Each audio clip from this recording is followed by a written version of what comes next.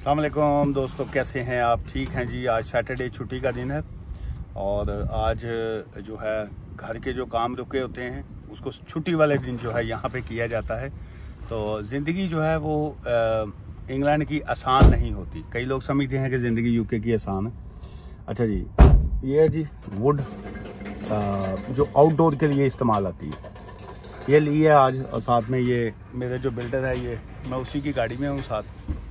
और आज मैं आपके इमिग्रेशन के सवालों के जवाब भी दूंगा और साथ साथ जो है आपको जो काम आज करेंगे, आज की जो मेरी मसरूफियात है, जो बिज़ी है, वो भी मैं साथ साथ आपको शेयर करूंगा जी।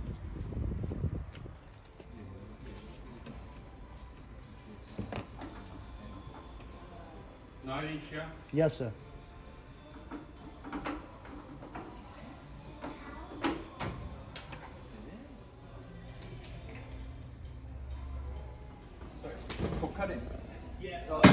ਇਹ ਵਾਲੀ ਉਹਦੇ ਤੋਂ ਬੈਠੀ ਜੀ ਇਹ ਗਲੂ ਲੱਗੇ ਹੁੰਦੇ ਨੇ, ਤੱਕੋ ਨਾ ਪਰ ਹੱਥ ਲਾਓ। ਲੇਕਿਨ ਇਹਦੀ ਇਹ ਪ੍ਰਾਈਸ ਆ ਰਹੀ ਹੈ ਕਿੰਨੀ? ਉਹ ਨਹੀਂ, ਇਹ 3 ਪਾਉਂਡ ਦੀ ਹੈ, ਸਾਨੂੰ ਪਤਾ ਨਹੀਂ ਆ। ਇਹ ਉਸ ਵੀ ਜਿਹੜੀਆਂ ਨਾ ਆਊਟਸਾਈਡ ਡੋਮਰ ਸ਼ੁਮਰ ਦੀਆਂ ਸਾਡਾਂ ਤੇ ਇਹ ਆਊਟਸਾਈਡ ਨਹੀਂ। ਇਹ ਕਿਹੜਾ ਬਿਹਤਰ ਕਿਹੜਾ? ਬਿਹਤਰ ਤਾਂ ਇਹ ਤਕਰੀਬਨ ਸਾਰੇ ਹੀ ਨੇ, ਪਰ ਹੁਣ ਤੁਹਾਨੂੰ ਤਾਂ ਥੋੜਾ ਜਿਹਾ ਚਾਹੀਦਾ। नहीं, थोड़ा जिहा क्यों? पूरा अंदरले पासे पूरा ला लगी जैसे। अच्छा जी, है प्लेन। अच्छा जी, ये फैसल साहब, आपका शुक्रिया। आपने कहा है जी आप बड़ा ग्रेट वर्क कर रहे हैं और बड़ा अच्छा है कि जी कि कम्युनिटी की मदद होती है जी। आपका बहुत शुक्रिया। और आपने आगे सवाल भी किया है और कहा है कि जी के 2.5 ईयर का जो वीज़ा है आपके पास, 10 साल के रूट के ऊपर हैं आप, तो क्या कितना अर्सा जो है आप बाहर रह सकते हैं? देखिए, वो उसमें बेटर यही होता है कि जितना शॉर्ट टाइम जो है वो आप बाहर रहें। उसकी वजह ये होती है कि जब कोई शख्स जो है वो 10 साल के रूट पे होता है, जिसको 2.5 साल का वीज़ा कहा जाता है, तो उसमें आप इश्यूज तो नहीं है। जितना मर्जी आप जाएं तो आपको 6 मंथ के अंदर अंदर वापस आना होता है। 90 डेज के अंदर भी कई लोग वापस आ जाते हैं। ज़ाहिर है आप आउटसाइड दी कंट्री जब जाएंगे महीना 1.5 महीना तो आप रहते ही हैं। लेकिन इश्यूज कहाँ पे आते हैं? इश्यूज वहाँ पे आते हैं जब आप अपनी ILR के लिए अप्लाई करते हैं या जब आप सिटीजनशिप के लिए अप्लाई करते हैं। तो तब उन्होंने टाइम फ्रेम अपना देखना होता है कि आपने कितना अरसा जो है वो बाहर गुजारा है। तो 1 साल, अगर हम 5 ईयर्स की बात करें तो उसमें आपके 450 डेज से ज़्यादा नहीं होने चाहिए। और अगर हम 1 साल की बात करें तो 1 साल में 90 डेज से ज़्यादा जो है वो आप बाहर नहीं होना चाहिए। सो अब आप कैलकुलेट कर लीजिए कि अगर आप ऐसे ज़्यादा बाहर रहेंगे तो वो आपका टाइम फ्रेम जो है, वो जो रूट है आपका, वो मज़ीद ऐसे बढ़ता जाएगा कि आप सेटलमेंट जो है मज़ीद आपकी लेट हो जाएगी। सो इसलिए बेटर यही होता है कि अगर किसी ने सेटलमेंट लेनी है तो 1 साल में 90 डेज से ज़्यादा बाहर ना रहे, या 5 साल में 450 डेज से ज़्यादा जो है वो बाहर ना रहेगी। ये है जी घर की जो बैक साइड थी ना, ये एक तो ये देखे हाल यहाँ पे ना कई इन्होंने कहने ने कॉप बॉय बिल्डर आ देखो सीमेंट उन्हें कैसा किया पिछले, उन्हें पता है इसने कौन सा देखना है। बैक साइड पे ना ये प्लास्टर देखें कैसा किया। अच्छा, ये था जी इनसाइड, वो देखें ये गैप छोड़ दिया उसने ऊपर, चूंकि ये प्लास्टिक लगा दिया बड़ा खूबसूरत। वो कहते वो किसी ने ना, इसकी मैं आपको एग्जांपल देता हूँ कि ये हुआ क्या, लेकिन ये अंदर ये देखिए स्पेस छोड़ दी। मैं चूँकि वो इनसाइड से ही काम करवाया, बाहर का देखा ही नहीं। तो ये मेरा चूँकि वो जो बैक साइड गार्डन किसी और का जो बनता है, ये उसको टच करता है, तो वो तल्लक ही नहीं बनता था। तो वो उसने क्या किया, वो कहते हैं वो किसी ने ना गोबर लेके ना, गोबर प्लेट में रख के गोबर और उसके ऊपर बड़ा चांदी का वर्का लगा के ना, तो ऐसे प्लेट वहाँ पे सजा दी।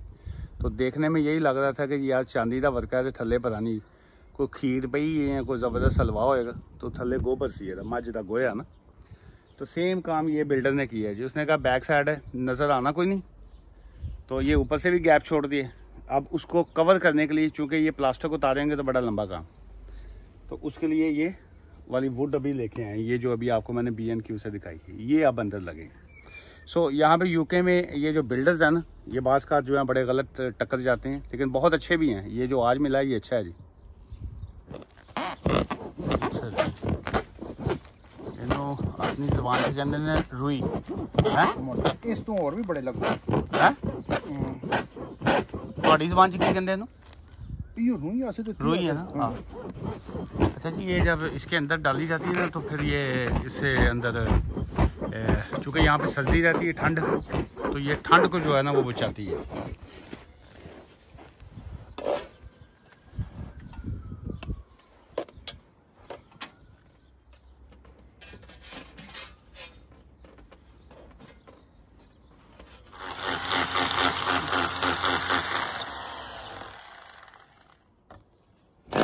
नियरली डन है जी काम। और ये बारिश जो है, बारिश भी स्टार्ट हो गई है। यूके में कहते हैं जी 3 चीज़ों का कभी ट्रस्ट ना करें, WWW, 3 W का ट्रस्ट ना करें।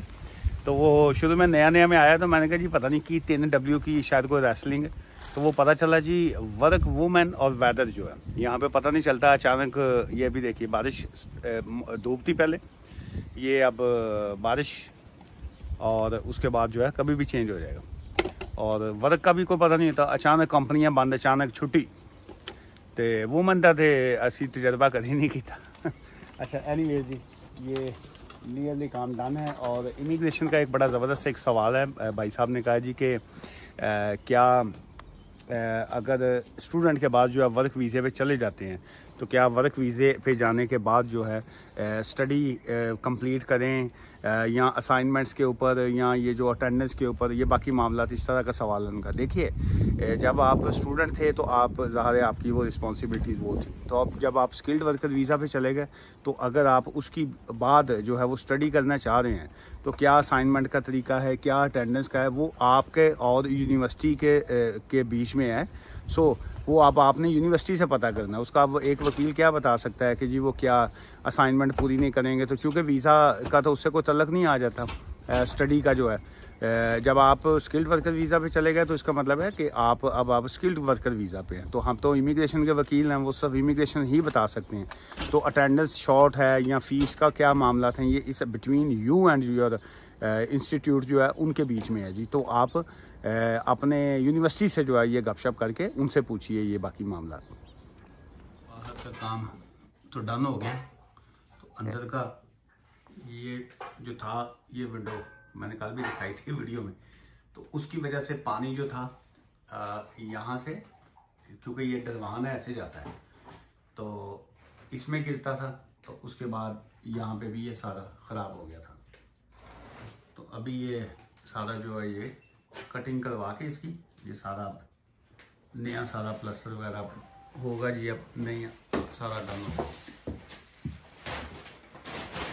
अच्छा जी, ये एक बड़ा लीगल पॉइंट पे भी मैं बात कर लूँ, चूँकि मेरा मकसद यहाँ पे वीडियो अपलोड करने का मकसद ये होता है कि आपको अवेयरनेस देना, कानून के बारे में, लॉ के बारे में लोगों को इन्फॉर्मेशन शेयर करना उनके साथ। लेकिन वो चूँकि बहुत से लोग जो हैं वो अपने सवालात बीच में भेज देते हैं, तो वो अगर उनका जवाब ना दें तो वो हर वीडियो के ऊपर जाके वो फिर कमेंट्स करते हैं।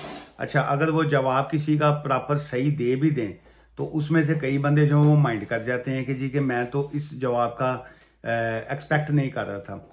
वैसे वो हमारे एक दोस्त हैं सीनियर वकील ही, उन्होंने कहा था कि बेहतरीन हाल ये होता है कि आप अपनी वीडियो को सिर्फ अपलोड करें, क्योंकि एक होता है यूट्यूबर जो है, यूट्यूबरों ने तो यूट्यूब से पैसे कमाने होते हैं, हम तो वकील हैं, हमने तो क्लाइंट से फीस लेके पैसे कमाने हैं। हमें ना इससे कोई यूट्यूब से इनकम आती है, ना कोई हमारा ताल्लुक होता है इससे। सो अब होता क्या है कि अगर किसी के सवाल का जवाब दें सही या गलत, जो गलत से मुराद ये है कि उसकी मर्जी का जवाब आप ना देंगे तो वो फिर आगे से बार बार कमेंट्स जो है ना वो शुरू हो जाते हैं। सो बहस बराए बहस जिसको कहा जाता है, तो कई लोग जो हैं वो उल्टा फिर वो चैनल को अनसबसक्राइब करके गायब भी हो जाते हैं, कहते यार अच्छा सानू सही जवाब नहीं देता, असी तुहाडे चैनल ते भी नहीं रहना, नाना वांगू या कि रुस के परे चल जाना। अच्छा, वो इसी तरह वो पहले भी एक पता नहीं को खतून का मैसेज था, शायद उनको उनकी मर्जी का जवाब नहीं मिला, वो उन्होंने उल्टा फिर 1-2 और कमेंट्स कर दिए। मैंने कहा जी अब बेटर, वो हमारी एडमिन टीम बताती रहती है, मैं कहता हूँ यार ऐसे हर बंदे को, चूंकि हर बंदे की एक अपनी थिंकिंग है, वो जो आम आदमी है वो ये समझता है कि जी कि उसको उसकी मर्जी का जवाब मिलना चाहिए। हमें वकीलों को ये होता है कि जी कि हमने कानून के मुताबिक जवाब देना है। अब उसमें अब लेट से मैं यही जो काम है, मैं अब सोचूं कि जी कि मैं इसको ये कर लूं, या मैं इसके ऊपर मैं क्या डालूंगा, या अब मतलब जिसका काम उसी को साजे। अब मैंने इन्हीं साहब को जब मैंने बोला है बिल्डर को, मैं अब आपको एग्जांपल देने लगा हूं कि गुस्सा करने के बजाय, माइंड करने के बजाय, चीज को सिर्फ अंडरस्टैंड करने के लिए जो मेरी ड्यूटी है कन्विंस करना। अच्छा, अब मैंने जब इनसे बात की कि जी कि मेरे घर के अंदर जो है वो विंडो से पानी लीकेज है, मेरी वो फलां जो है वहां पे ठंड आती है तो वहां से सर्दी की वजह से वो फलां ऐसे है, वहां पे एक होल है, वो ये मैंने सारा बताया तो क्या करना चाहिए। उनका जवाब आगे से ये था कि जी कि मैं क्या बता सकता हूँ आपको, मैं आपको एक बिल्डर की बात कर रहा हूँ जी, आम आदमी की। वो मुझे आगे से कह रहे हैं जी मैं आपको कैसे बता सकता हूँ जब तक मैं वो जाके जगह नहीं देखूंगा, जब तक मैं जाके वो आपकी विंडो नहीं चेक करूंगा, जब तक मैं वो वॉल नहीं देखूंगा, जब तक वो कॉर्नर्स मैं नहीं देखूंगा, तो मैं कैसे एक्सपेक्ट कर सकता हूँ या मैं क्या बताऊं। वो जब मैं देखूंगा वो चीजों को, फिर उसके बाद मैं बताऊंगा मटेरियल क्या लगेगा, इसमें हल इसका क्या है, फिर वो ये। इसलिए चाहे कोई भी आपका केस हो, उसका बेहतरीन हल ये होता है कि आप अपनी लीगल एडवाइस जो है वो लेनी पड़ती है। प्रेडिक्शन जो होती है वो एक सिंपल सी होती है। आप ये कहते हैं जी कि मेरे केस में एवरेज कितना टाइम लगेगा। अच्छा, उसमें हम कह सकते हैं जी कि एवरेज टाइम जो है विजिट वीजा है, एवरेज टाइम उसका 3 to 12 वीक्स का टाइम होता है, जो वहां से होम ऑफिस वाले या एम्बेसी वाले देते हैं। ये होता है ये सारा। मैंने ये काम किया है, मैंने ये फिंगरप्रिंट्स करवाए हैं, या मैंने फलां डॉक्यूमेंट्स लिए हैं, आपके क्या ख्याल में मेरा केस ओके होगा कि नहीं, ये बताना जो होता है। अगर आपको कोई भी अगर आप वकीलों के चैनल अगर आप देखते हैं, और अगर वकीलों के चैनल्स के ऊपर आपको इस तरह की बात अगर किसी ने कही होती है कि जी के हाँ जी आपने ये बात कही है, इसके मुताबिक आपका ये फैसला आएगा, तो बिल्कुल वो रॉन्ग है। They are non professional people. जब तक आप रियल थिंग्स को नहीं देखेंगे, डॉक्यूमेंट्स को नहीं देखेंगे, आप उसका बिल्कुल नहीं बता सकते हैं। चलिए इसी से रिलेटेड यही पॉइंट कि जी के कॉम्प्लेक्स केसेस और नॉन कॉम्प्लेक्स केसेस जो क्या होते हैं। जो केस स्ट्रेट फॉरवर्ड है, जो केस सीधा केस है, जैसे मैरिज का, स्पाउस का केस है, आदमी की भी पहली शादी, वाइफ की भी पहली शादी, उनकी इनकम पूरी है, एप्लीकेशन गई, नॉर्मल टाइम है जी 6 मंथ तक आएगा। या अगर आपने जो 15 वर्किंग डेज वाला आपने पैकेज लिया है तो आपका उतनी देर में आएगा। कॉम्प्लेक्स केस क्या है, आपके भी ऑलरेडी बच्चे थे, आपकी बीवी के भी ऑलरेडी बच्चे हैं, दोनों की शादी आ गई, फिर उसके बाद आपकी इनकम की भी एविडेंस नहीं है, आपने कोई एग्जेम्पशन ली हुई है, या आपने कोई और चीजें चली हुई हैं। इस तरह के केसेस को कॉम्प्लेक्स केस कहा जाता है। इसका कोई टाइम फ्रेम नहीं है। It could take up to 3 months, 4 months, 6 months, कोई कितना भी टाइम ले सकते हैं। जब तक उनकी इंक्वायरी पूरी नहीं होती, जब तक उनकी इन्वेस्टिगेशन मुकम्मल नहीं होगी, वो केसेस का डिसाइड नहीं करते हैं। चलिए आज की वीडियो यहीं तक थी, और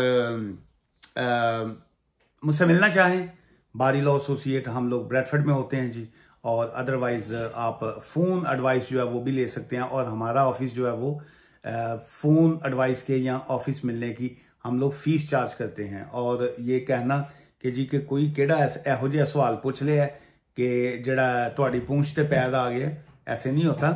सवाल जो होता है वो सवाल पूछना, आप लोगों ने चूंकि चैनल को सब्सक्राइब किया है, तो सवाल पूछना आपका राइट है।